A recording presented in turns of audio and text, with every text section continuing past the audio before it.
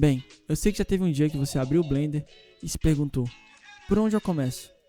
E bom, nesse vídeo eu vou estar te guiando um pouco para que você não fique tão perdido ao iniciá-lo. Eu irei dividir em 3 tópicos. O primeiro será sobre a navegação no mundo 3D, ou seja, a sua orientação. Segundo, a parte de modificadores. E terceiro, a parte dessas abas aqui em cima. E bem, para iniciar, iremos falar aqui sobre a orientação 3D. Sua orientação no Blender, ela é composta pelo esse giroscópio, que pode ser tanto acionado ao clicar aqui nele, ou apertando o scroll do mouse, dá o mesmo efeito. Eu particularmente prefiro usar o giroscópio aqui em cima. Para muitos, essa movimentação pode ser um pouco estranha, mas fique tranquilo, você vai se acostumar com o tempo. E bem, algo muito importante, mas que poucas pessoas falam, é sobre a orientação do que é à frente, do que é atrás, do que é ao lado, baixo e cima do seu modelo. Para você estar visualizando o que seria a parte da frente do seu modelo, você pode tanto apertar o numpad 1, que vai aparecer a vista frontal. No meu caso, já que o meu teclado é 75%, ou seja, ele não tem um numpad, eu venho aqui nessa parte de View, Viewpoint, e aqui eu posso estar selecionando a parte de Front. Bem, essa é a parte da frente do seu modelo. Essa orientação é importante, porque caso você vá fazer jogos, é sempre bom que todos os seus modelos tenham a orientação correta, para evitar com que dê problema com os scripts ou com algo do tipo. Voltando para a mesma aba, você pode perceber que no numpad 7 é a parte de cima do objeto, no Ctrl numpad 7 é a parte de baixo do seu objeto, Ctrl numpad 1 é a parte de trás, o numpad 1 é a frente, como já mostrado, numpad 3 é a parte direita e Ctrl numpad 3 é a parte esquerda do seu objeto. Então tenha em mente que isso daqui é muito importante na criação. Falando um pouco mais sobre a sua orientação, a sua movimentação dentro do Blender, o scroll ele vai servir como zoom. Então, rolando o scroll para frente, ele vai dar zoom no objeto e para trás, ele vai se afastar do objeto. A última movimentação que eu vou mostrar nesse vídeo é a pan, que é basicamente segurando o Shift e apertando o botão do meio do mouse, no caso o scroll, você consegue ter essa movimentação lateral, o que também pode ser importante para sua criação do objeto. Muita gente considera modifiers, assim que entra no Blender, como algo muito avançado, como algo que você não vai precisar no começo. E bem, é muito pelo contrário. Modificadores melhoram muito mais o seu workflow, ou seja, seu tempo gasto aqui modelando uma mesh, ela vai ser muito menor do que se você não usasse modifier. Então bote na sua cabeça que modificadores são sempre muito importantes você aprender, justamente para melhorar o seu workflow e assim ter resultados muito melhores do que se você não usasse. Aqui eu irei citar apenas 5 que eu considero ser os mais importantes. O primeiro, subdivisão de superfície. A subdivisão de superfície, ela vai tornar o modelo mais high poly, ou seja, com mais triângulos e um pouco mais detalhado. Aqui você pode estar aumentando o quão detalhado você quer ou diminuindo. O segundo é o Mirror Modifier. O Mirror Modifier, ele tem a finalidade de refletir um lado do objeto para o outro. Ou seja, se eu desabilito o eixo aqui, eu vou ter apenas a metade do objeto. Agora, se eu habilito, ele vai pegar essa parte, duplicar e inverter ela, fazendo com que esse modelo fique simétrico.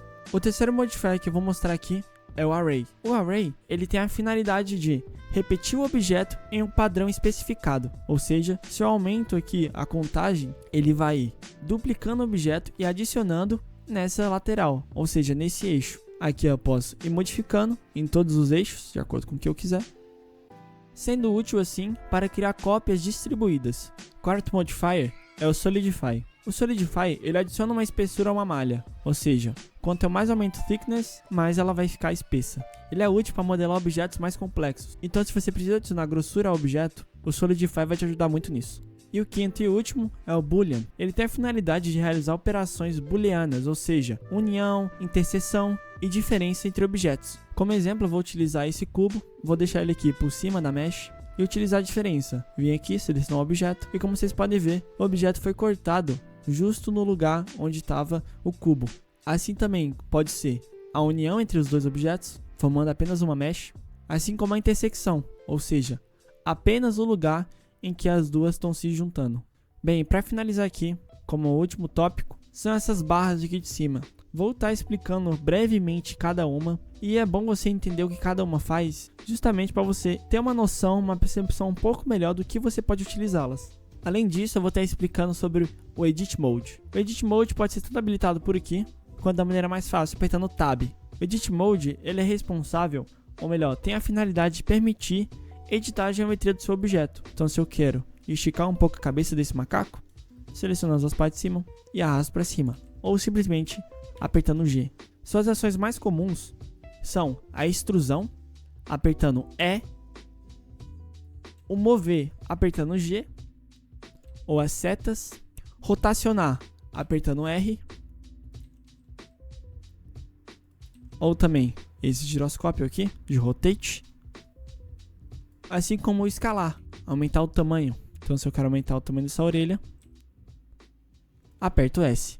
Agora falando sobre as abas superiores, a parte de layout, ela é onde é responsável por mudar o modo de trabalho, ou seja, Edit Mode, Object Mode, Sculpt Mode, tudo isso. A parte de Modeling, ela é uma ferramenta para criar e modificar objetos, basicamente o Edit Mode.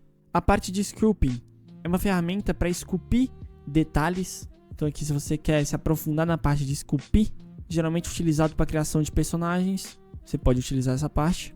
E o V Editing, você utiliza para trabalhar com as coordenadas da textura, ou seja, a UV Map. Texture Painting, você pinta diretamente na malha. Então aqui criando uma imagem, eu posso estar pintando por cima dela, fazendo pinturas manuais. Vindo aqui, aplicando essa textura no nosso objeto, só vendo aqui em Image Texture e colocando aqui que a gente acabou de criar. Como vocês podem ver aqui, posso também pintar diretamente no objeto e aqui vai do seu gosto, né? Sexta barra, Shading. Aqui você pode configurar materiais e texturas da sua mesh, como por exemplo, já utilizando essa imagem, eu posso vir e aplicar o alpha. Nessa parte aqui você pode trabalhar muito mais com a sua criação de texturas do objeto, porém eu costumo realizar esse processo mais na parte do Substance Painter, que é outro aplicativo que eu uso para texturizar. Animation, como já diz o nome, é uma ferramenta aqui para você criar animações. Rendering, aqui é onde você vai conseguir visualizar e configurar suas renderizações de imagem. E enfim, a última aqui, Script. Essa aba é mais para os usuários que são mais avançados, que queiram utilizar aí no Blender scripts em Python. Sendo sincero, eu vi muita pouca gente utilizando essa aba. Enfim, lembre-se que a prática ela é fundamental para você se familiarizar com o Blender, até porque é um aplicativo em que vai exigir tempo para você aprender e estar desenvolvendo modelos melhores cada vez mais. Então não deixe de explorar os diferentes recursos e de experimentar também novos objetos simples para ganhar assim uma confiança melhor com o aplicativo. Além disso, também existem diversos tutoriais na internet que você pode encontrar, tanto no YouTube quanto em outros sites, que vão te ajudar cada vez mais a estar melhorando.